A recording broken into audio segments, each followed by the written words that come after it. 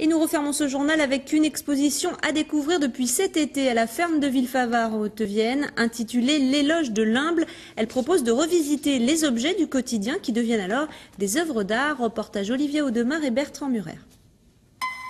Un manteau de pluie taïwanais avec des parapluies berrichons, des râpes à fromage. A priori, ces objets n'avaient rien à faire ensemble dans une exposition. C'était sans compter l'imagination de Tuulikki Chompré, une collectionneuse d'origine finlandaise, et de son mari, soucieux d'assembler et de faire vivre ensemble ces objets du quotidien.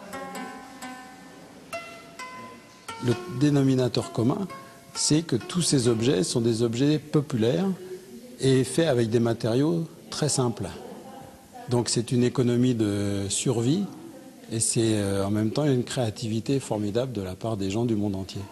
En tout, 780 objets sont exposés, réunis pendant près de 40 ans de brocante, de vide-grenier, de voyages. Certains objets ont été prêtés par des amis et par le musée du château de Ponsac.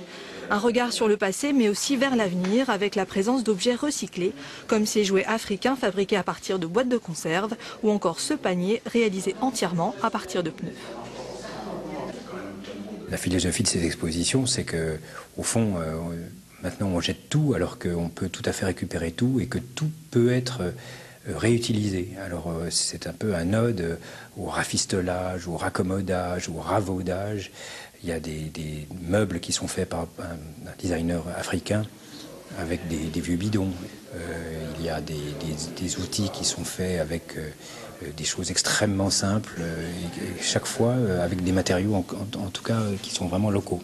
Une invitation au voyage et à une réflexion sur la consommation à découvrir jusqu'au 12 novembre à la ferme de Villefavard.